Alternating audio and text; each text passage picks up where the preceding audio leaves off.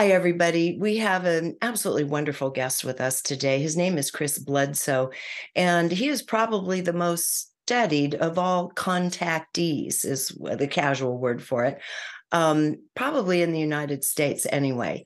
And the reason is because he has no guile. He came from a background that would not indicate he'd be looking for contact, UFOs, beings from other dimensions, but they showed up all right en masse and they have not stopped. So let's go to Chris and find out what some of his experiences are, but more so what some of the messages have been, because he is a messenger. Didn't want it, but he is a messenger. So Chris, it's good to have you on my show.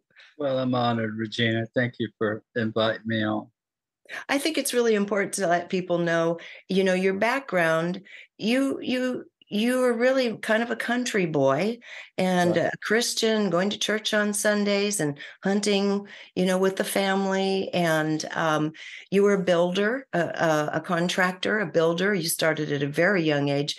So you were living a very kind of normal life when all this contact started. And let's just, we don't have to go into great detail of it, but just kind of set up the year and the beings that first startled you and your son and ultimately your entire family, and how this journey began, because you're here for an important reason. If we all remember the 2001 World Trade Center disaster, and then by '08, the financial collapse, well, I became a victim of that uh, uh, because of the building business in Fayetteville, which is a veterans market, just shut down. And my whole 20 years of working building just was going away in slow motion. And I was dealing with Crohn's disease, and it got worse and worse and worse. And it led to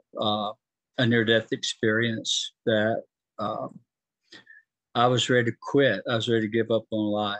Uh, and so I was crying out. I went fishing with my son and three guys that were working on a project that we had going on the coast for a 4 months long project, building a home. And they came home with, after doing the punch list and had the final check, and they wanted to celebrate. So we went fishing that day, and that was the day that really changed everything, because I was crying out to heaven, whoever's up there, help my my son and these guys were fishing, and I wasn't. I wasn't fishing. They didn't know what I was thinking. I just kind of kept saying, "I'm going for a walk. I'll be back." And it ended up losing 4 hours of time, and and all five of us was involved in this thing. They saw it. We had a harrowing night there. After I'd had all I could take, I had to talk to somebody about it. My wife and the church did not want me talking about it Well, and it because, traumatized your son too, because yeah, he was involved in it. And all of this, I mean, this became a normal part. I mean, not normal, but became a part of your family's life. yeah, These yeah, beings showing up and these orbs showing up. And ultimately, we're going to talk about her, the lady showing up. And but your body was broken down, your finances were broken down. You didn't know what you had to, if you could stay any longer when this happened, right, right? exactly. That's where I was. Yeah, Yeah. I was desperate. I mean, here I am, had made a lot of money and had a lot of apartments and all that. I had to sell it all, but I was always able to buy my children lunch at school. And now I'm facing free lunches. So that's where I was that day, because it's important for everyone to know why this whole thing happened. It wasn't um, because they just wanted to come bother some guy, some country boy on a fishing trip, right? I was literally on my knees for weeks during that time. It wasn't just that day. I had been for weeks crying out, Lord, help me. Chris, And you mentioned a near death experience that you had had, right? yeah, Can you talk yeah. about that? In '04, my sickness had gotten so bad, this Crohn's disease. And it was getting worse because my stress level was through the roof. and I was on the verge of a nervous breakdown, and my doctor knew it. And my gastrologist passed away, so I had to go back to my private doctor to get a new referral to continue my medication that I'd been on for years. And he said, "Look, there's a new study out that this drug called Paxil helps people with depression, and depression is what makes Crohn's disease worse. It gets worse when you stress. Everybody knows when you can be stressed and you get an upset stomach. Well, imagine that when you got Crohn's, it gets multiplied by 25. So they put me on this drug, and within 2 weeks, he referred me to a psychiatrist to talk to maybe monitor me. You know, they were treating this Crohn's disease with this new, what he'd been reading on.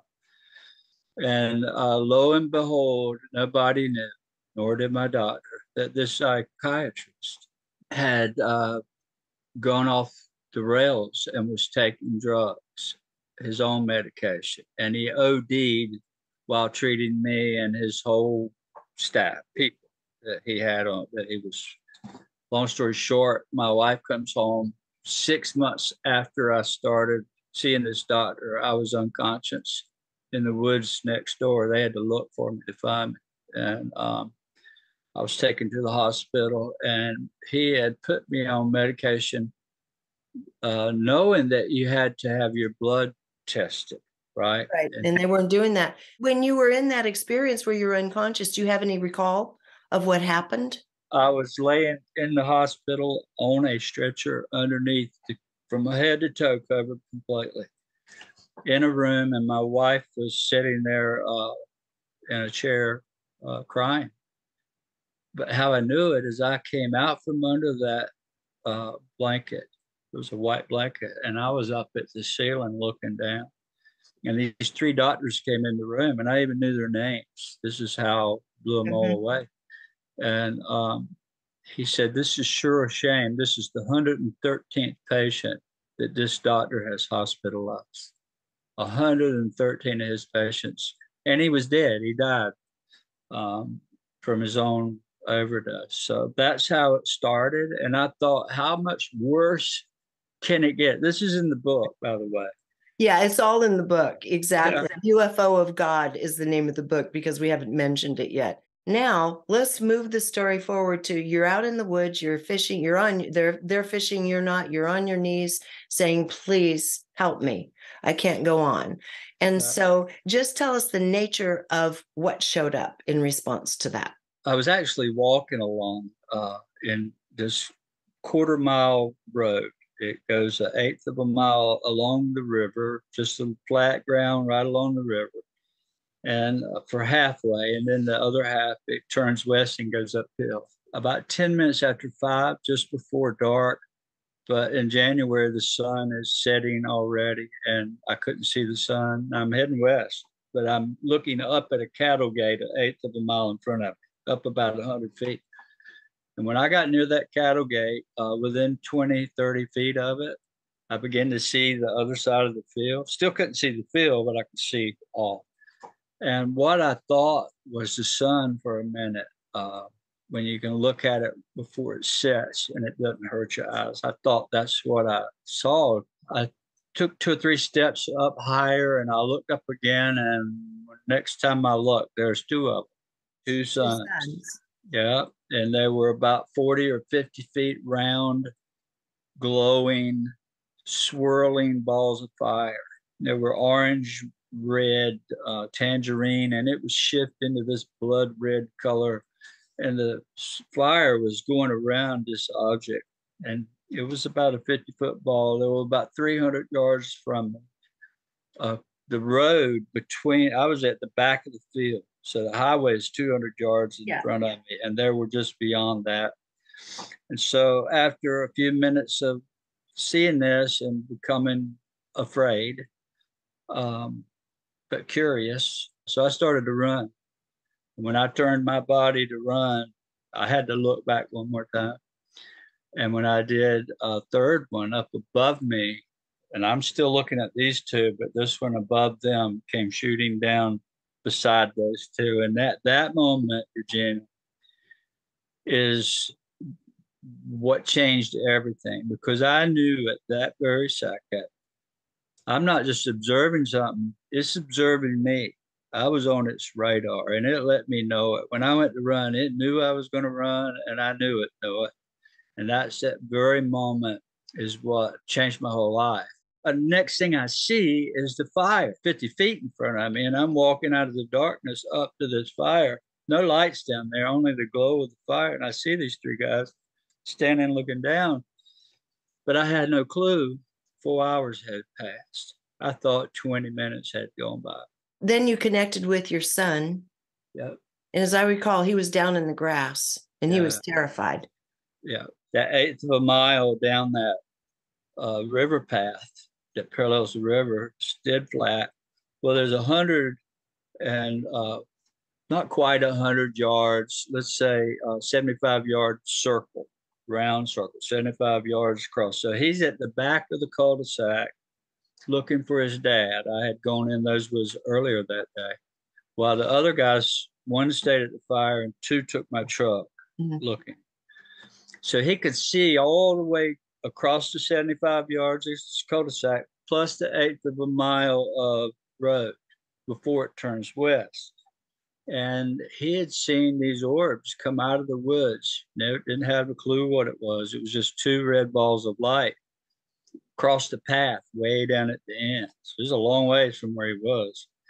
And it came back out of the riverside, came back into the path. The fire is between him and them, right? So he couldn't go back to the fire. So he started hiding as they got closer. And when they got within 15, 20 feet, he could see there were these little beings with red eyes. So it wasn't orbs. And he was gone missing for 2 hours. And so let's talk about the nature of the beings. I mean, we often think of the little grays, right, with the dark kind of almond large eyes, but these beings had red eyes. Can you describe them? Because your family ended up seeing, your wife saw them, your kids have seen them. So describe to us what the red beings sort of looked like, number one, and number two, what they felt like to you. These things often look like ghosts. They can walk by you and you not see them, or you can see it.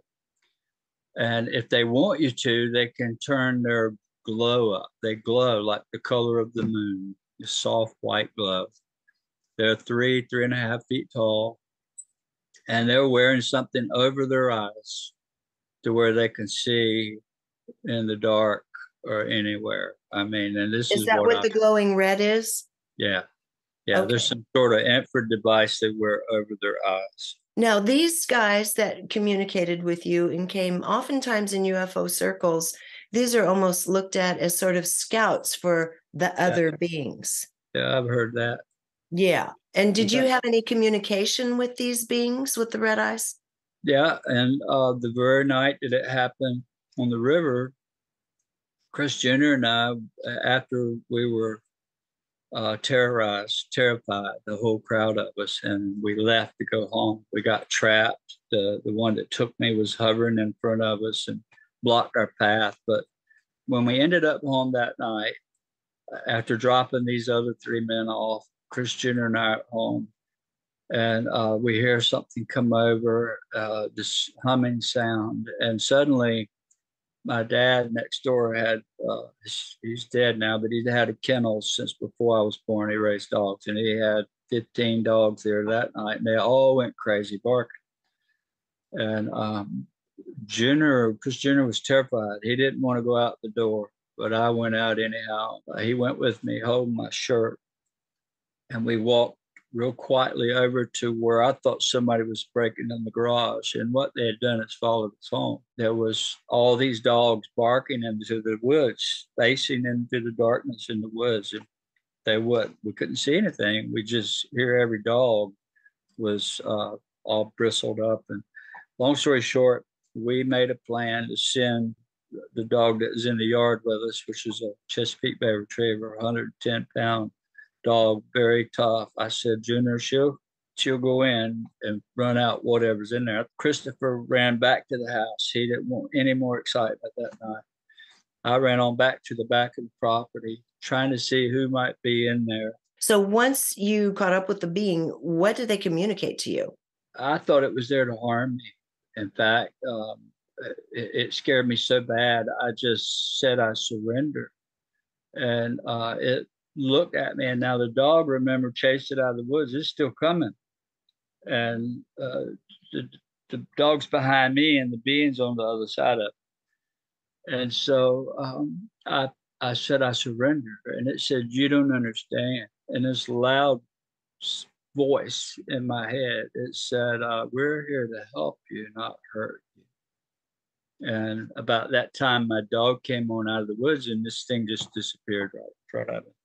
So how long was it then and before you heard from them again? So this is your first encounter. You were on your knees praying for help. They came and they said, "We are here to help you." You know, we'll talk about some of the drama that happened around Discovery Channel and all that a little later. But Right. what was the next meeting and the nature of the message in the next meeting? The next meeting was 2 nights later. This was what, Monday, Wednesday night. Chris Jr. and I still at home by ourselves. We look back behind the house about 9:30, and it's lit up with these lights. And I make my way back in there, walked up on these two beings, and they communicated to me that everything on this planet, including every cell in our body, every blade of grass, everything has a consciousness. It's all communicating with this like wireless network, and it's all has its own function. In other words, the cells in our body, we don't tell them what to do. This consciousness does. And they made me realize that wildlife and animals that I had hunted all my life were, if they run from you, a bug even, they don't want to die. So it has a consciousness, and it is trying to save itself, and it's not my right to take it and just and not have any feel of any meaning or connection to it. So it changed me. I never killed bugs. I never Right. anything. And I hunted Well, all my life. okay, I have a funny little question for you in a minute, but this changed you and your culture of your friends and your family because you were no longer a hunter. And this Right. reminds me of a scene that took place in a film called Powder, where this special young man was able to show the hunter what was happening inside the deer. It was a very powerful scene. And it sounds like you had your own version of that without having to be in that exact moment of having killed a deer. I have this question for you because people are like, I don't want to kill anything either, but how do you reroute ants so they don't overtake your kitchen? I don't even cut my grass very often because I feel like I destroy. hear you. I hate pruning trees and all of Yep, that. I feel yep. like you, but I'll still wipe the ants off the counter because I don't know what to do. Yeah, I'm with you there. I know. So anyway, I'm just asking you that because that's probably the one thing that comes up for most people. Okay, so you were shown that everything is alive and conscious. Everything is alive and conscious. You're no longer hunting. You're beginning to get an education from the other side, from what you later learned as your soul family. Yep. Because what happens is this really starts picking up where these experiences, you reported them. You reported to MuFON. MuFON found out. Discovery Channel found out. But let's talk about, before we get to Discovery Channel, what was the thing that piqued, which experience was it that piqued them to come in and try to include you in one of their programs? When I reported it to MuFON, they brought them, and it was a joint thing. Mm-hmm. And see, back then the government had the UFO classified in a way as high as anything in there is, and so I understand why they did what they did, although it was terrible. So you're saying that MUFON alerts media when these things happen? Well, I'm saying that MUFON came to me in February Mm-hmm. of 2008. I never reported it until 10 months later. Oh, When, how did they come to you? What happened? well, What? I reported it on their website. Oh, on their website. Okay, so they came to And you. when they Mhm. came to me, they sent the local guy from North Carolina. Yeah. And once he made his report, immediately I get a call from California, and they're saying this is a big case. We want to put other people on it. So they brought in a guy, two guys. One came from Washington. He actually moved from Virginia.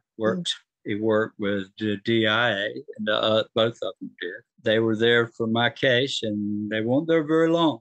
The agencies started becoming involved at this point. Yeah, they told me we're going to vindicate you. This was the first week or two they were there investigating my case. We're going to vindicate you. We want you to take part of a brand new series we just about to roll out called UFOs over Earth. And you'll be the first episode, and everybody will believe it. So I agreed to it. And that was within 2 or 3 weeks after we met them. They had already sold me on this thing that Discovery was creating with them. And they made it hard for the family because they tried to debunk the whole thing. Right. It turned out it was the opposite. Yeah. They humiliated you. They humiliated your family. You became kind of outcast within your own community. By this time, your wife had already had her own experiences and seen the beings, and she just didn't want to talk about it because the implications among her friends, family, and church were kind of unspeakable. She was an outcast. You were all outcast. Right. So this was a very, very challenging time for you and your kids and your wife, right? Yeah, exactly. This didn't stay this way forever. I hope you're enjoying this video, because if you are, there are dozens more like it on my site, all supported by people like you. So if you'd like to keep this work rolling in and join our community, just click on the Patreon button at reginameredith.com. That also gives you access to insider commentary, my live book club, and other live events with special guests. So join in. Thanks. So let's make the transition to, after this, which alphabet soup players showed up that actually started seriously looking at this. And also, I would like you to tell us when the lady came into the story, because she's the key player. So tell us first about the lady, then we'll go to the agency people. We're going to shift ahead 5 years to 2012. So it's important to know when that being that ran up to me and I surrendered to and said, "We're here to help you, not hurt you." It also told me that I was to tell everything that I know, that I had to tell the world about what I was shown. And it put it in my head in a way that I was consumed with it from that very first moment. And that is not what you wanted to do at all, quite the opposite. But it was setting up the notion that you now accept that you are a messenger. Yeah. So, okay, so that happened. Now, is it time to leap to the lady? Because of the Discovery show and the ridicule that happened to my family and children, I was ready to quit. I was angry at the phenomenon. I was grateful because my Crohn's was no more. I've not had any more Crohn's sickness, any sickness except rheumatoid arthritis. They took care of it. The beings, the energy of the beings took care of it. Took care of the Crohn's. They cured your Crohn's, yeah. That night, Saturday night, Sunday morning's Easter, I walked outside and I shouted to the heavens, "Thank you for healing me. Thank you for all of that, but I'm so angry because now look at my children. I'm responsible for what's happened to them. I'm not ever going to talk about this again." I'm shouting this to the heaven. I was really serious because I just wanted to share a video or a photo with somebody so they would believe me, but nobody. They kept calling me a liar and crazy. I went in and I went to bed 9:30, and at 3 in the morning, I heard a loud voice, the same loud voice that spoke to me, but louder, deeper. This loud, deep voice woke me out of my sleep and startled me. It was that loud and that deep. It said, "Arise." And I jumped up from laying down totally asleep to a sitting up position. and quite frightened a bit because it was such a manly, deep voice. And I'm looking, and it's 3 o'clock on my nightstand clock. And next thing I know, I am led out of my house, fully dressed, and I wasn't fully dressed, asleep. I had shoes, everything on. I was led outside to the same area where that being spoke to me 5 years earlier. There were three shadowy figures in front of me, walking ahead of me, and I was like entranced in tow behind them. They lead me out there and they hand me this object that looks like a tube with a round ends like a pill. This looked just like a pill, a tic tac, but it's only yay big, but it felt like a dog, like a living puppy with no head or no legs or no tail. It was just furry and felt prickly to my hands, and it frightened me. I didn't know what it was. It was warm and felt alive. So it was dark. I dropped it. And I heard this voice that said, "No, you must keep it, pick it up." So when I bent over to pick it up, there's no more shadowy figures there. And so I opened the dog kennel and I set it inside to keep it from harming me. I didn't know what they had given me. I had no clue, and it prickled my hands. And the minute I closed the dog kennel and stood up, this wind came and blew me down backwards. I mean, it was a mighty wind, blew me straight over backwards. And as I blew over backwards, I could see the tree in front of me disappear. It's like a hole opens up, and out of that hole, this cow runs right over top, a bull, a big one. But it was translucent. I could see up through it. Now I'm on my back, and I roll to my stomach to jump up to run because I didn't know where it had gone, and there was no more cow there. Instead, about 6 feet away, there is this most beautiful lady I had ever seen. And she's wearing this white dress that had a collar, and the sleeves were saggy, and there were rolls in her dress, but they went out there, and just the front of her feet were sticking out. But she's hovering 3 feet off the ground. She was probably 4.5 foot tall at the most. She wasn't very tall, but beautiful. Blue eyes and this translucent golden hair. And she looks at me, she leans forward, looked at me very seriously. Now, I had just gone through this most powerful experience of this bull scaring me to death, running out of the woods, powerful animal, and now I'm looking at a beautiful woman. Well, and this headless, legless puppy that you were handed. Yeah, I forgot about that already. I'm looking at this woman. Yeah. She says, "You know why I'm here." She said, "This is your burden you must bear. You have to tell what it is you have experienced." She didn't tell me what to say. She just said, "You have to tell what it is you have experienced, and I will help you. I will help you from now on with witnesses. I'll help you with your camera and video, and I'll be there with you forever, as long as you agree to tell what you know." And I'm thinking, what do I tell? What do I tell? She said, "Just tell what you know." And next thing I know, I am passed out at the back door with trash on me from laying on the dirt, the leaves from this hole, and she was gone. So for everybody wanting to know, I went back to see what this thing was they handed me, and it was not there. But asking her what it was, she said it was symbolic of humanity.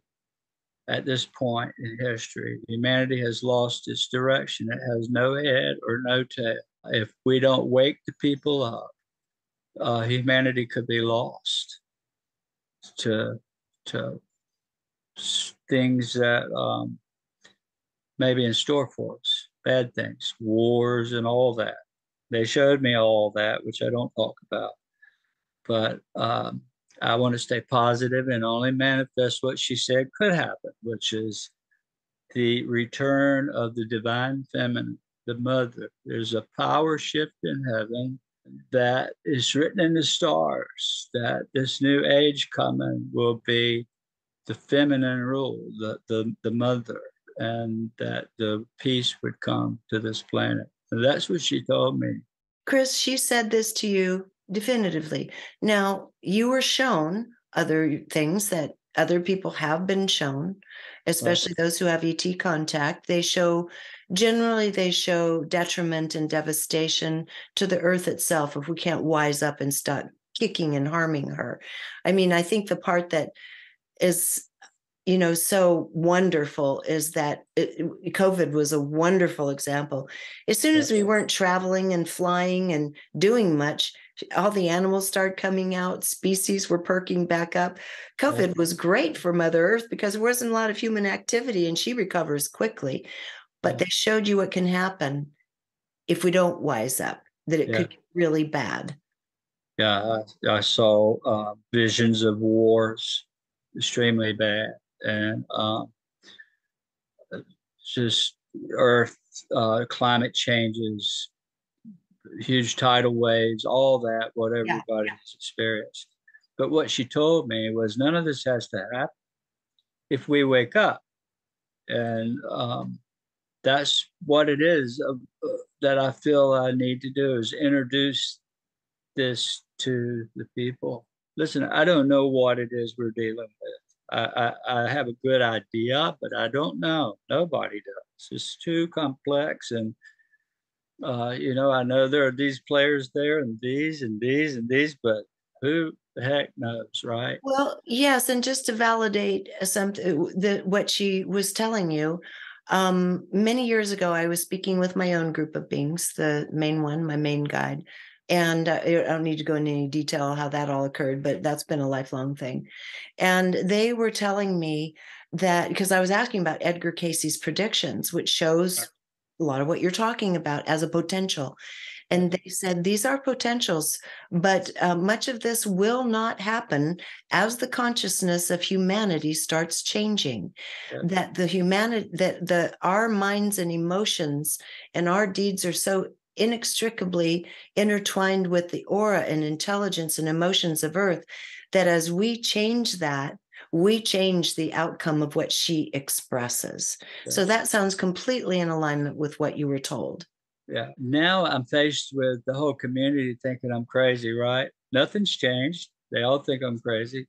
And if I tell this, they're going to hang me out to dry. They'll have me in a rubber room somewhere. So I was tight-lipped. I didn't want to tell it. And 2 weeks later, I get an invitation to speak, and I went right away. And I hadn't spoken in 5 years, right? 4 years. I had completely gone silent. But now I'm eager to tell the story. And I'll fast forward to 2013, Easter.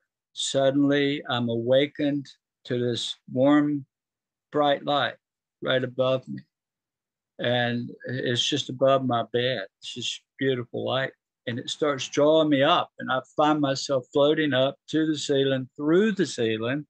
Now I see that the light wasn't right above me. It was way up there, shining through the top of my house. And I went right up through the attic. I saw everything up there. We had a walk-in attic. And I was pulled up into this light. And then we're way up high. I remember this explicitly. And we come down in a canyon, which I believe may be Utah or somewhere around the Four Corners. I'm not sure.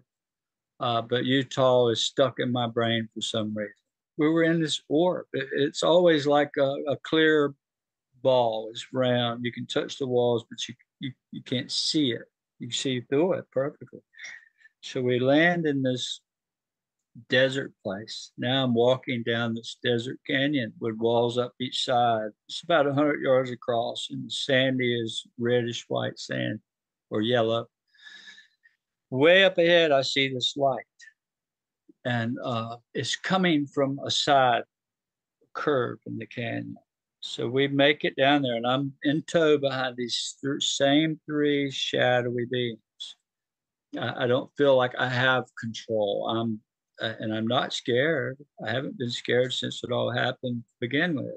We get all the way up to the turn, and when we make this curve, there I see what looks like Butler Wash Canyon or somewhere like that in Utah, where they have these levels. It's like a terrace, and she's standing, or her feet are hovering above the shelf, and there's a huge stone chair. She, meaning the lady. The lady, The it's the lady lady, is back. and her light is glowing, and the whole valley is lit up. And these beings with me, they just turned, bowed like that, and walked away and disappeared. And now I'm standing there with her. And I don't remember much of what she told me at all. But I recall in your book, she told you that when The alignment, yeah. the alignment. Yeah. Tell us about that alignment, because that's key, because Easter keeps popping up. So tell Well, us about the alignment she shared with you.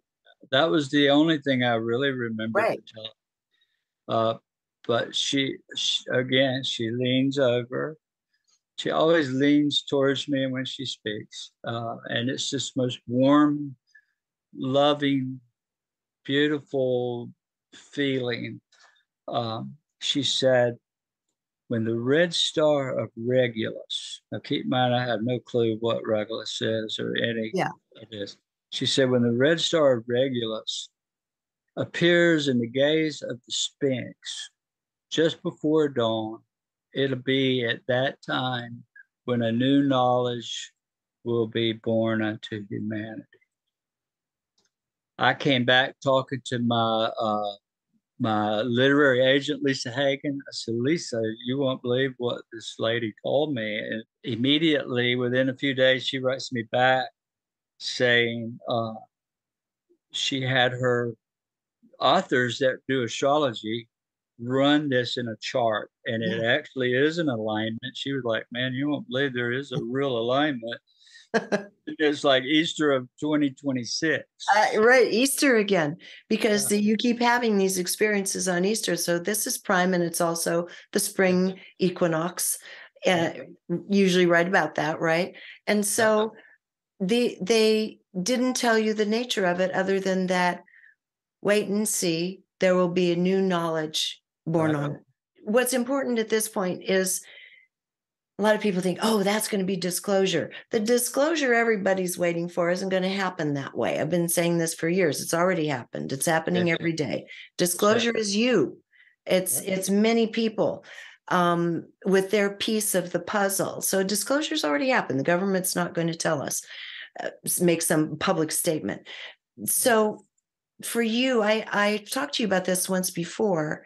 Why do you think that is? Because everyone's waiting for the government, and you say that is never going to happen. I think they've done about what they're going to do, and that's to declassify it where it was really classified. Now we can talk about it. Mm-hmm. And in 2020, they came forward amongst COVID. Many people didn't see it, and said, you know, this thing is real. We got footage from the Nimitz or whichever carrier it was, and it's real. And here are the pilots to tell you it's real. And of course, so many people distrust the government. It's never enough. But yet they want the government to tell them, right? And, when the government's the very one that they don't trust, right? Exactly. Yeah.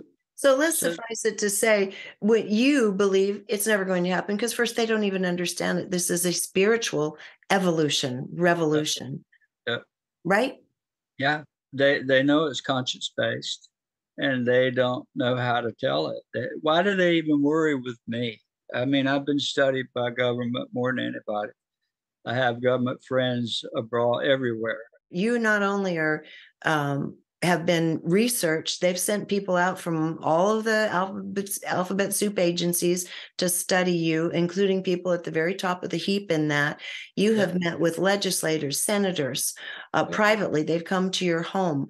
The presidents have been advised about you and your case. So, I mean, this is a big deal. And it's because it's you. There's something about you that people know is so authentic. And these incidents are so rich with meaning. So one of them said, you said the same thing to him. You said, why do you come here and bother with me? Yeah. And he said, they like you. Please explain that. They said, because they'll come for you. They won't come for us. We want them to come. So let's talk about that and how through the years the lady helped you get all this evidence. It was NASA that first came to the house, and of course we were terrified of government because our little bit of involvement with the UFO world, it was all men in black back then, and even the movies were out. And the government would kill you, and we kept hearing that. So imagine NASA knocking on my door, my little 13-year-old answering the door, and after hearing all this before, right? And so we were scared of them, and I straight up asked, "Why are you here? You've got telescopes and space planes and all the money in the world. Why are you in Hope Mills, North Carolina?" He said, "We see them, but they have nothing at all to do with us. We can't get close to them. They appear, disappear whenever they want, and have nothing. We know they like you, and we'd like to study it." And that that changed everything. My fear of the government kind of went away, and yeah, everybody has Well, been you've been meeting with them to this day. And in fact, you're taking off tomorrow to meet with some people in DC yeah, at high levels. So this continues. You've been taken inside mission control at yeah, NASA. You have high clearances. Besides the fact that the lady has helped you actually capture a lot of these different orbs and things on film for people to look at, experiences have happened where someone that's studying this comes over and boom, yeah. something is put on, a show is put on for their benefit so they can see this is real. Maybe just tell us a little bit, like, because you began having healing capabilities where you could just, if someone was in trouble, they healed you and you were able to start healing others. Let's talk about just one slice of it with your dog.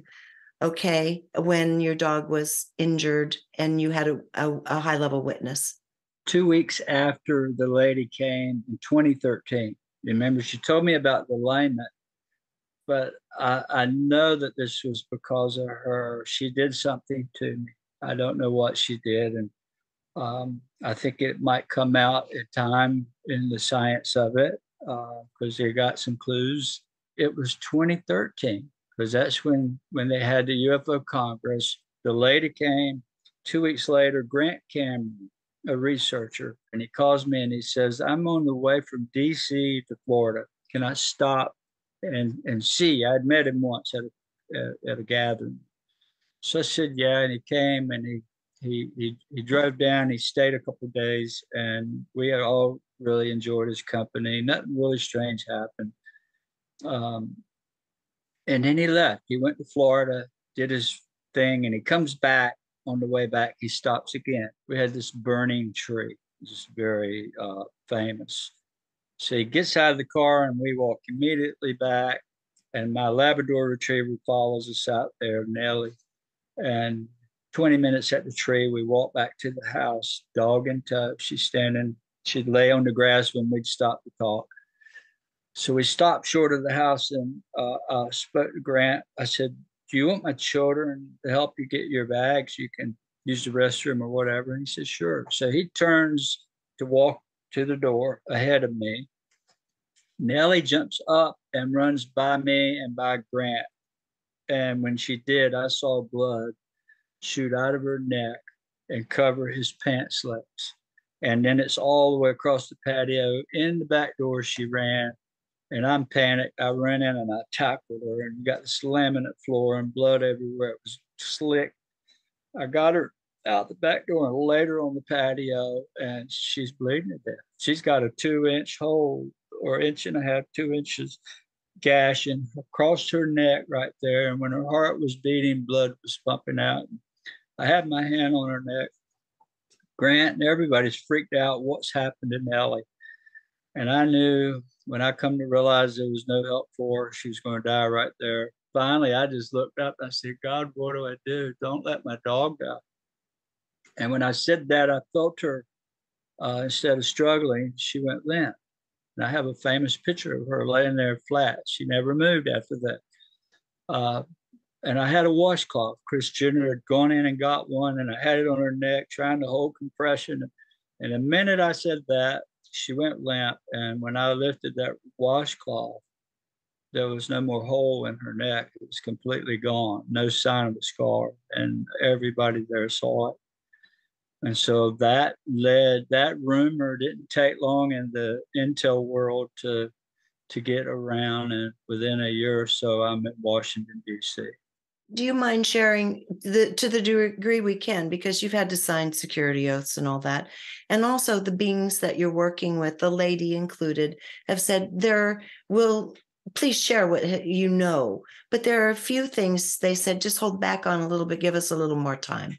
But let me ask you this, as far as you know, all these different departments you've met with and they're studying of you, what are they looking for in you? Well, they're studying what it is. We're using sensors to see this stuff.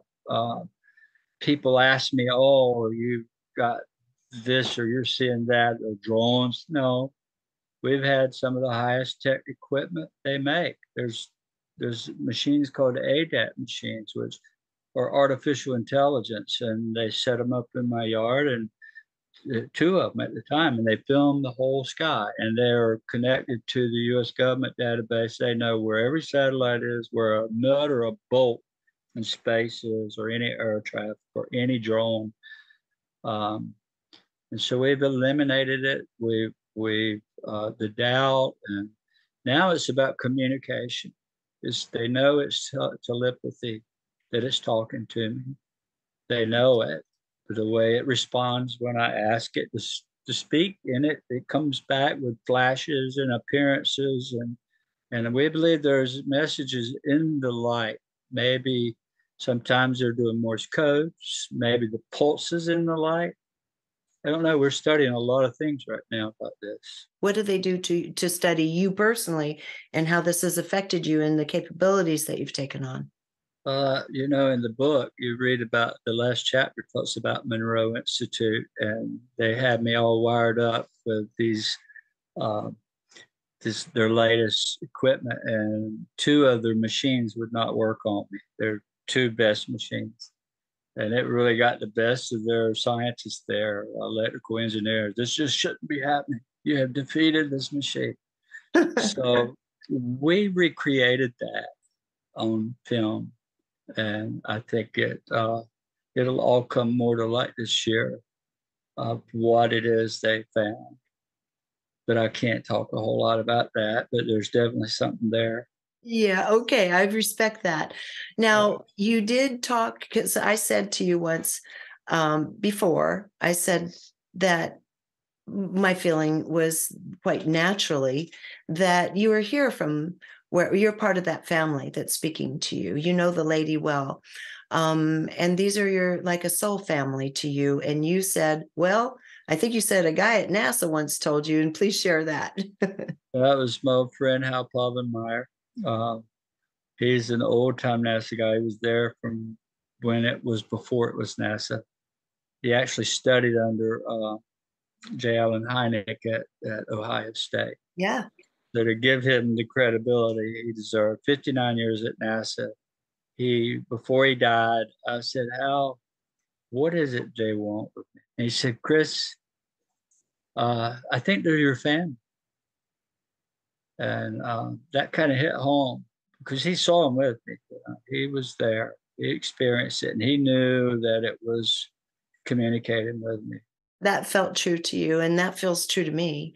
And that's why you didn't really have a choice in this. And you're just a very kind, humble family man. And so it's interesting. You never gotten lost in it like a lot of the people who have been, in contact. They get lost in it, in the story, and sometimes get lost in the hype and the fame and everything. That's not you. You're the real deal, which is why I really wanted people to meet you. And you have these messages embedded within you, and you have a spoiler alert in a sense, because they said in the end, we're going to win. We're going to win. To keep that, we've got to unite the people in an awakening that we're not alone, and that something created us and programmed us and is there watching and wants to interact with us. It wants us to know. And I think in the end, we're going to win. And it'll be that divine feminine energy, the mother, and peace will come. That's what she explained to me. And so, in the end, who do you believe the lady is? She seems to be a spirit, right? And all these things, I believe, are spirits. In fact, the Bible says that angels are ministering spirits, and maybe she's the Holy Spirit. Just maybe. I kind of see her as that. I love it. So, like I mentioned earlier, you're off to DC again tomorrow. What are they working on with you this time? Oh, it's a Memorial Day party. Oh, a party. Okay, good for you. Because now these guys are your friends. Yeah. Well, there's quite a few of them I'll get to see and hang out with, and That'll it's be fun. going to be a fun thing and interesting as well. Are they still working with you? Are they still studying certain things? Oh yeah, yeah. We're right in the middle of some breaking stuff, and it's just beginning. We've been experimenting with this quantum entanglement, having it appear in 2 and 3 locations, and they can't figure that out. I have a friend and a professor in Spain, Granada, Spain, with a lady that lost her husband. And she was in a terrible way. It had been for a month, and he calls me and he says, "Chris, you got to help my friend Mercedes." And I hope she could hear this because she'd love to hear me talk about her. But from a total wreck to a transformed human being, she has become. Because that night it was 2 o'clock here, it's dark over there. It's 8 hours, I think, ahead. And he called me. He said, "Can you help my friend Mercedes? She's just a wreck." I said, "Yeah, go outside and stand on the back and look up towards the Big Dipper in that way." And it was 2 o'clock here, right? So I just laid down and I just concentrated on the earth from above. I could position myself up high and see both points, and then the point in the northern sky. And within a minute, these orbs started appearing and flashing her over and over above her head, and it changed that. She's a happy person and doing podcasts now. I love it. Right. Because all of this, your ability started coming forward from what you naturally are, that you were playing the role of Chris Bledsoe, the carpenter, the contractor, the family man. But the reality is you have all these things embedded within you from the nature of your own being, and they all started coming forward. So you've been called upon in large cases, even involving the Pope, to do a remote viewing, a remote healing. All of this is in your purview now. You are called upon to do all these things, and you kindly oblige people. Yeah, I feel obligated to. Yeah, it's every day. People, there's no short list of people that need help or are sick or suffering. So there are a lot of them reach out every day. I include them in my every night. I go up and I look up at the heavens and I ask these beings, to remember these people, hear their names. I'll get their names, or where they live. And magic sometimes happens, not with everyone, but for some reason it does. and that's your quantum entanglement, and that's why they're studying it, to see how we are connected. We're all entangled. We're all connected. Yep. And when you have someone that has the ability to be clear-hearted, clear-minded, and to be able to send a good intention that person is willing to receive, doesn't matter. Distance and time doesn't matter. We're all entangled, and they're studying you to actually see what that's all about. And I love to hear that the government actually has some studies going on that can, even if they're, agencies that are more obscure, that are really looking to understand the magic of what it is to be in this world together. Think about this, how crazy it is. My manager lives he's from Washington, D.C., right? He lives up near Mount Weather, which is one of the most secure facilities in the world. It's where the continuity of government continues if some disaster happens, right? So he buys a camera just like mine, and we go out. And he's looking up toward Mount Weather in that part of the sky, and suddenly orbs started appearing over him, right over Mount Weather, hovering, and he's taking photos and stuff of this. And so imagine what our leaders are thinking about how this I thing love it. right over their most secure facility. So, I love it. In fact, I think it was just a few days ago from the time we're recording this that Musk's SpaceX put a capsule up. And when it separated, the video from the outside was showing there were UFOs everywhere. They're zipping all over the place and all around the capsule, and they didn't scrub it. NASA was known, and I know about this from the disclosure in DC years ago. NASA has scrubbed video, and they're known to scrub video of these things. This is unscrubbed. This isn't NASA. It was caught on film, and anyone who wants to go look at that SpaceX launch will see all these little UFOs flying around. It's right there in plain sight. So it's happening. That's disclosure. Right? They've been appearing like that around these things for years. Yeah. It's just that they were scrubbed out before, and now they're not scrubbed out. The video exists. Everybody's looking at it online. I think millions of people have watched it. So that's disclosure for us. It's right there to see with our own eyes. And so before we say goodbye, and I really can't wait to hear, because you say there are some impending kind of big things about to happen, right? Before the end of this year, we're going to all know, maybe all of us, because there's a lot of people to get word to, right? But those paying attention will it'll become more real, this whole thing. And it'll take a long time to ever to get it fully, the whole world to understand that the history books are not what we think they are. They're completely different. And the fact that evolution and all that notion has to go out the window is just a whole new world ahead of us. And it's time that it happens. It's time that we come into peace and quit fighting one another. I mean, they used to do it with a sword, right? But at least they didn't go in and kill all the women and the children and the whole towns and bomb cities in the wintertime, like Kyiv and over in Ukraine. It's remotely with a drone. Yeah. It's terrible. No, it's terrible.